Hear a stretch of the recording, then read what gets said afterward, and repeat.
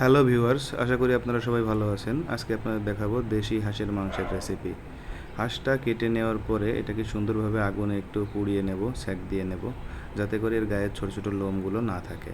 এরপরে মাংসটাকে সুন্দরভাবে আমরা কেটে নিব। এই যে দেখুন, কেটে নিয়েছি, কেটে ধুয়ে পরিষ্কার করে নিয়েছি। এখন রান্নার জন্য সকল রকমের মশলা যা যা লাগে সব কিছু বেটে নিয়েছি, মা এইগুলো বেটে দিয়েছে। আর রান্নাটা করব হচ্ছে মাটির চুলায়। তো এবার কড়াইটা গরম করে কড়াইতে দিয়ে দেব সরিষার তেল। কারণ সরিষার তেলের রান্নাটা একটু আলাদা স্বাদের হয় এবং এটা খেতে অনেক ভালো লাগে। তো গরম তেলের উপর দিয়ে দেব হচ্ছে প্রথমে গরম মশলা, কিছু আস্ত গরম মশলা এবং জিরে। তারপরে এক এক করে পেঁয়াজ বাটা, রসুন বাটা, এরপর হচ্ছে জিরা বাটা, আদা বাটা, যত রকমের মশলা আছে সব কিছু এক এক করে দিয়ে দিব। দিয়ে মশলাটা সুন্দরভাবে ভেজে নিব। এমনভাবে ভাজবো যেন মশলাটা কোনোভাবে পুড়ে না যায়। মশলাটা প্রয়োজনে খুব ধিমি তাপে, চুলার তাপটা খুব আস্তে করে দিয়ে মশলাটাকে ভাজতে হবে। প্রয়োজন মতো আমি লবণ এবং হলুদ এখানে মিক্সড করে নেব। তারপরে চুলার তাপটা আস্তে করে দিয়ে আমি এই মশলাগুলো ভাজতে থাকবো। যখন মশলাটা থেকে সুন্দর একটা সুঘ্রাণ বের হবে, তখন আগে থেকে পরিষ্কার করে রাখা হাঁসের মাংসটা মশলার ভিতরে দিয়ে বেশি সময় নাড়াচাড়া করব না, জাস্ট মশলাটা মাংসের সাথে মাখিয়ে নেব, যাতে মশলাটা মোটামুটি মাংসের সব গায়ে মাখিয়ে যায়। এরপরে যেটা করব, আমরা সুন্দরভাবে পানি দিয়ে মাংসটা একেবারে ঢেকে দেব। আমি এখানে গরম পানি ব্যবহার করেছি, আপনারাও গরম পানি ব্যবহার করতে পারেন।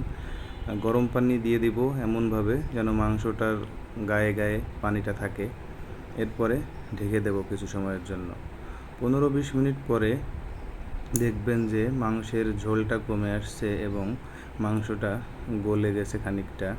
এটা অনেক সময় কি হয়, যদি হাঁসটা একটু বেশি বয়স্ক হয় সেক্ষেত্রে মাংসটা গলতে চায় না, কিন্তু যদি একটু অল্প বয়স্ক হাঁস হয় তাহলে পরে খুব দ্রুত সময়ের ভেতর গলে যায়। তো আমার মাংসটা খুব দ্রুত সময়ের ভিতর সিদ্ধ হয়ে গেছে। এখন যেটা করব সেটা হচ্ছে আমি এইবার হচ্ছে হাঁসের মাংসটাকে সুন্দরভাবে ভেজে ভেজে মাংসটাকে কষিয়ে নেব। এখন মাংসটা ভাজলে পরে কী হবে, মাংসর ভেতরে খুব সুন্দর একটা ফ্লেভার এবং খুব সুন্দর একটা স্বাদ অ্যাড হয়ে যাবে, যেটা খেতে খুবই সুন্দর লাগে।